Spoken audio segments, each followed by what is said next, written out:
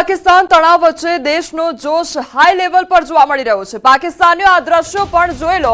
ચંદીગઢમાં તંત્રની એક અપીલ સામે યુવાનોએ લાઈનો લગાવી દીધી છે।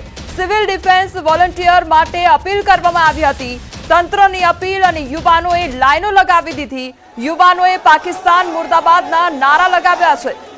આપણા દેશની શક્તિ જોવા મળી રહી છે અને પાકિસ્તાનનો હવે આ તમામ દ્રશ્યો જોઈ લે, કારણ કે ભારતના યુવાનોમાં પૂરેપૂરો જોશ જોવા મળી રહ્યો છે। ચંદીગઢમાં તંત્ર દ્વારા એક અપીલ કરવામાં આવી અને યુવાનો દ્વારા લાઈનો લગાવી દેવામાં આવી છે અને સતત તે લોકો દ્વારા ખડે પગે રહીને કામગીરી ભજવવા માટેનો જે ઉત્સાહ, જે જુસ્સો જોવા મળી રહ્યો છે તે તમામ દરેક પાકિસ્તાની છે દ્વારા એક અપીલ કરવામાં આવી અને યુવાનો એકત્રિત થઈ ગયા અને લાઈનો લગાવવામાં આવી છે। अरे लड़कियां भी सुना रही है भाई, ये जी हमें गाइडलाइंस आई है कि आपको सिविल डिफेंस के लिए, वॉलंटियर्स के लिए आपको यहाँ पर आना होगा। तो हम देश की एक तरह से अपनी तरफ से सेवा करने के लिए यहाँ पर आए हैं। मैं उनके लिए बहुत कुछ करना चाहती हूँ, क्योंकि एक तरीके से वो हमारे लिए बहुत कुछ कर रहे हैं, तो हम चाहते हैं कि हम उनके लिए कुछ करें एक तरीके। आपका नाम बताइए। मेरा नाम निधि है। दीदी जी क्या करती है और यहाँ किस लिए पहुँची है? मैं यहाँ पे सिविल डिफेंस के लिए आई हूँ, यहाँ पे ट्रेनिंग के लिए, सिविल डिफेंस की ट्रेनिंग के लिए आई हूँ। अभी मैं स्टडी कर रही हूँ, गवर्नमेंट एग्जाम की ही तैयारी कर रही हूँ। मैं अभी वॉलंटियर कर रही है, प्रशासन ने बोला है कि कर रही है। वॉलंटियर ही कर रहे हैं हम लोग अभी। જમ્મુના સરહદી વિસ્તારમાં પાકિસ્તાન સતત મોટારથી હુમલો કરી રહ્યું છે, જેનો ભારતીય સેના જડબાતોડ જવાબ આપી રહી છે। ઘણા રહેણાંક મકાનોમાં જીવંત મોટાર શેલ પડ્યા, પરંતુ તે નિષ્ફળ થયા છે। સ્થાનિકો પાકિસ્તાન વિરુદ્ધ ભારોભાર રોષ વ્યક્ત કરી રહ્યા છે। પાકિસ્તાન મુર્દાબાદના નારા લગાવી અને રોષ ઠાલવી રહ્યા છે, તેમજ ઠોસ કાર્યવાહી કરવા પણ માંગ કરવામાં આવી છે।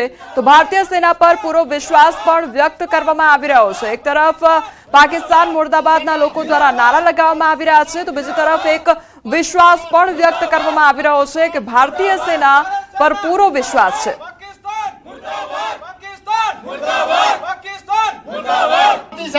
पाकिस्तान लगातार जो है गोलाबारी कर रहा है।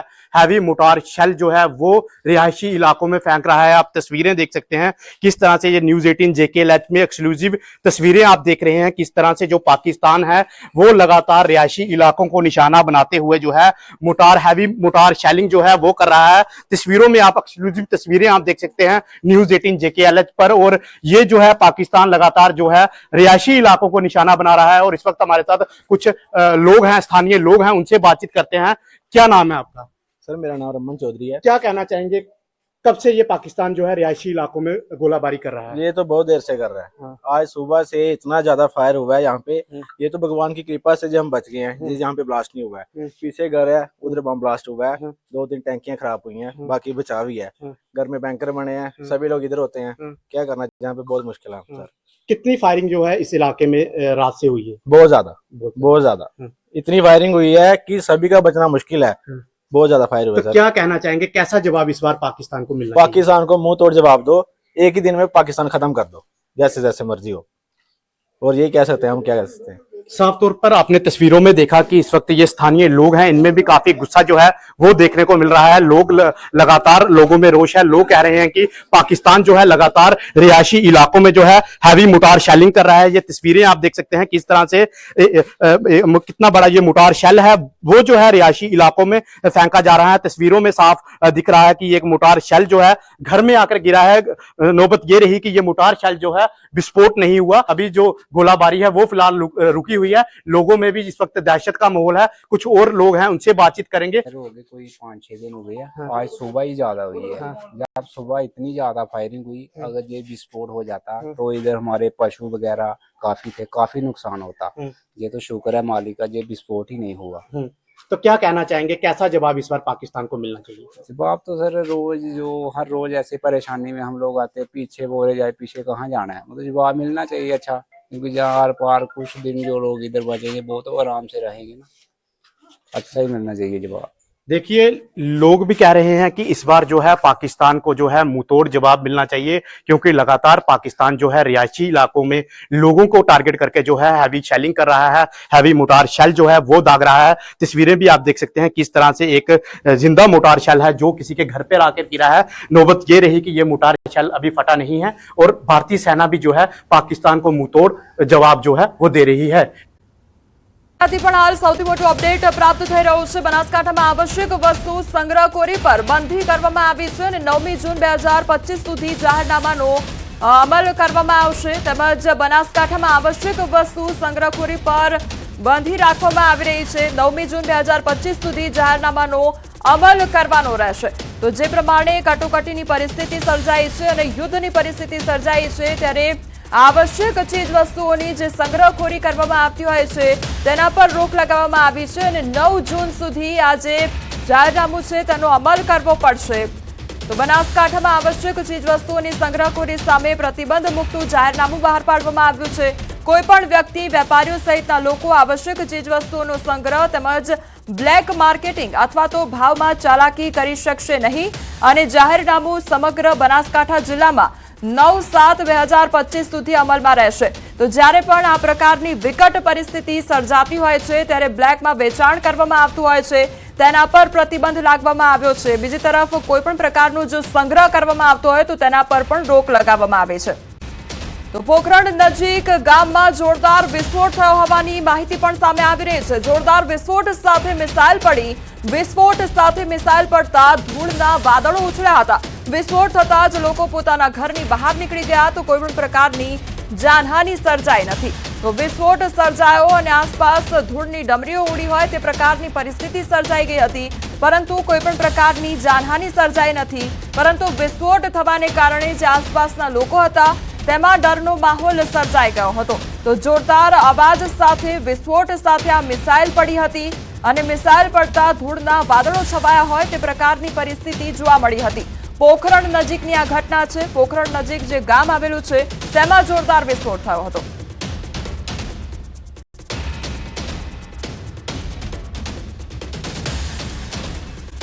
રાત્રિના સમયગાળા દરમિયાન જે પાકિસ્તાનના એરબેઝ છે, જે 4 એરબેઝ છે તેનો ખાત્મો કરવામાં આવ્યો હતો કારણ કે પાકિસ્તાન તરફથી સતત હુમલા થઈ રહ્યા હતા અને એનો આ જડબાતોડ જવાબ આપવામાં આવ્યો છે. જે ચકલાવા ખાતે જે એરબેઝ છે તેને ધ્વસ્ત કરવામાં આવ્યો. શોરકોટ તેમજ રાવલપિંડી અને રહીમિયાર વિસ્તારમાં જે એરબેઝ આવેલો છે તે ધ્વસ્ત કરવામાં આવ્યો છે. એટલે પાકિસ્તાનના જે 4 એરબેઝ છે તેને તોડી પાડવામાં આવ્યા છે. ત્યાં આગળ હુમલા કરવામાં આવ્યા અને ભારત તરફથી જડબાતોડ જવાબ આપવામાં આવ્યો છે કારણ કે સતત પાકિસ્તાન તરફથી જે ડ્રોન હુમલા થઈ રહ્યા હતા 3 દિવસમાં લગભગ 700 ડ્રોન વડે હુમલા કરવામાં આવ્યા છે. આવી રહ્યું છે કે જામનગર કલેક્ટરની અપીલ કરવામાં આવી છે. શહેર અને જિલ્લાના લોકોને અપીલ કરવામાં આવી છે તમામ નાગરિકો સુરક્ષિત સ્થળે રહે અને આજનો દિવસ વેપાર અને ધંધા બંધ રાખવા માટે અપીલ કરાઈ છે. તો જિલ્લા તંત્ર તમામ પડકારને પહોંચી વળવા સક્ષમ છે. નાગરિકોને જાહેર સ્થળોએ ન ફરવા અને સુરક્ષિત સ્થળે આશ્રય લેવાની સલાહ પણ આપવામાં આવી છે. તો જામનગર કલેક્ટર દ્વારા લોકોને અપીલ કરવામાં આવી છે કામ વગર ઘરની બહાર ન નીકળે તેવું પણ કહેવામાં આવ્યું છે. આજે ધંધો વેપાર ન કરે અને ઘરમાં જ રહે તે પ્રકારની અપીલ કરવામાં આવી છે કારણ કે સતત હુમલા કરવામાં આવી રહ્યા છે. રાત્રિના સમયગાળા દરમિયાન તો હુમલા થઈ રહ્યા હતા પરંતુ હવે તો દિવસ દરમિયાન પણ ડ્રોન છોડવામાં આવી રહ્યા છે. એરફોર્સ સ્ટેશન જામનગર તરફથી મળેલી આગાહી અને વોર્નિંગના અનુસંધાને અત્યારે જામનગર શહેરમાં અને જામનગર જિલ્લામાં આપતકાલીન સ્થિતિનું નિર્માણ થઈ રહ્યું છે અને એ બાબતની સાયરન પણ વગાડવામાં આવી છે. તમામ નાગરિકોનાથી અપીલ કરવામાં આવે છે કે સુરક્ષિત સ્થળે રહે અને સુરક્ષિત સ્થળે નિવાસ કરે અને કોઈ પણ વ્યક્તિ બહાર ન રહે. તમામ વેપાર અને ધંધાના વ્યક્તિઓને વિનંતી છે કે આજનો દિવસ એમની વેપાર અને વાણિજ્યની પ્રવૃત્તિઓ બંધ રાખી અને બને ત્યાં સુધી સુરક્ષિત રીતે જ રહે. જિલ્લા વહીવટીતંત્ર તમામ પ્રકારની ચેલેન્જને પહોંચી વળવા માટે સક્ષમ છે અને તમામ તકેદારીઓના પગલાં લેવામાં આવી રહ્યા છે.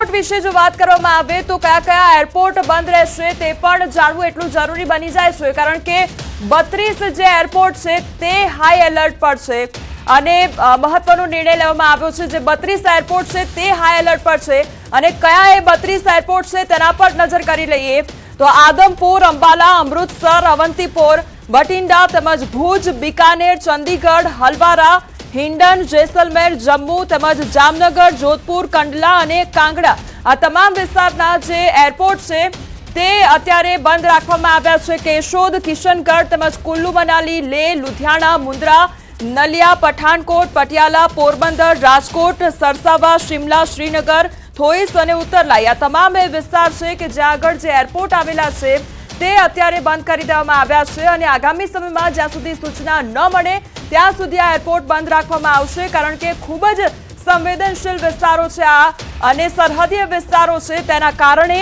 ત્યાંના જે એરપોર્ટ છે તે બંધ કરી દેવામાં આવે છે. આ તમામ એ લિસ્ટ છે આદમપુર, અંબાલા, અમૃતસર, અવંતીપુર, ભટિંડા કે જ્યાં આગળ જે એરપોર્ટ આવેલા છે તે બંધ કરવામાં આવ્યા છે. હવે ભારતના S-400ની તાકાત જોઈ લો. તમામ જે હુમલા કરવામાં આવ્યા છે તે ધ્વસ્ત કરવામાં આવ્યા છે, જે ડ્રોન છે તે ધ્વસ્ત કરવામાં આવ્યા છે.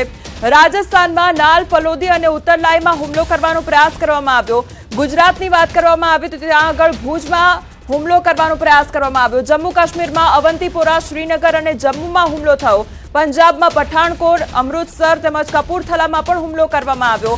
રાજસ્થાનમાં નાલ, ફલોદી, ઉત્તરલાઈમાં હુમલો કરવાનો પ્રયાસ, તો ગુજરાતમાં ભુજમાં હુમલો કરવાનો પ્રયાસ કરવામાં આવ્યો, પરંતુ તમામ ડ્રોન તોડી પાડવામાં આવ્યા છે.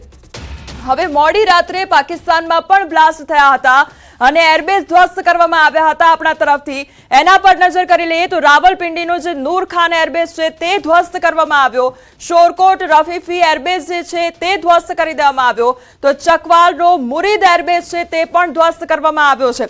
આ ત્રણ જે એરબેઝ છે તે ભારત દ્વારા ધ્વસ્ત કરી દેવામાં આવ્યા છે, કારણ કે સતત પાકિસ્તાન તરફથી હુમલા થઈ રહ્યા છે અને એનો આ જડબાતોડ જવાબ આપણી સેના દ્વારા આપવામાં આવ્યો છે. પાકિસ્તાનના જે આ ત્રણ એરબેઝ છે તે ધ્વસ્ત કરવામાં આવ્યા છે. રાવલપિંડીનો નૂર ખાન એરબેઝ, શોરકોટનો રફીફી એરબેઝ અને ચકવાલનો પણ એરબેઝ છે તે હાલ ધ્વસ્ત કરી દેવામાં આવ્યો છે. તો તણાવ વચ્ચે રેલવે વિભાગ દ્વારા મહત્વનો નિર્ણય લેવામાં આવ્યો છે. મોટો નિર્ણય લેવાયો છે. પાકિસ્તાન સરહદ નજીકમાં રાત્રે કોઈ પણ ટ્રેન પસાર નહીં થાય. નિર્ણયથી 15 થી વધુ ટ્રેનો પ્રભાવિત થશે. તો દિવસ દરમિયાન ખાસ ટ્રેનો દોડાવવામાં આવશે.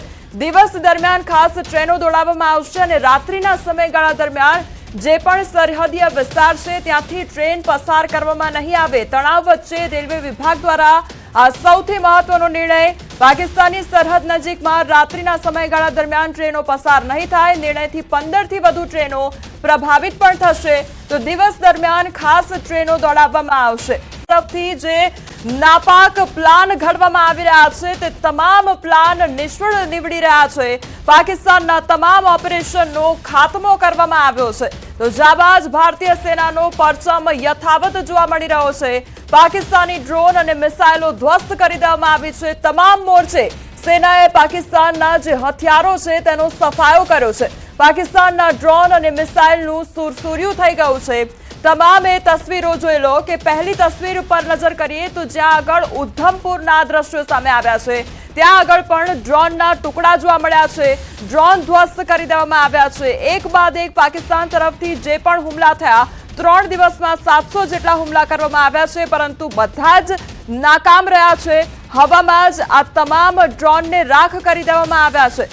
જમ્મુ, અમૃતસર, લાચણ તેમજ તરણતારણ, જાલંધર આ તમામ વિસ્તારની એ તસવીરો છે કે જ્યાં આગળ ડ્રોનના ટુકડા જોવા મળી રહ્યા છે. ડ્રોનનો ઉપયોગ હુમલો કરવા માટે કરવામાં આવ્યો, પરંતુ હવામાં જ આ તમામ ડ્રોનને રાખ કરી દેવામાં આવ્યા છે. જે હવાઈ સેના છે તેમના દ્વારા આ સતત કામગીરી કરવામાં આવી રહી છે.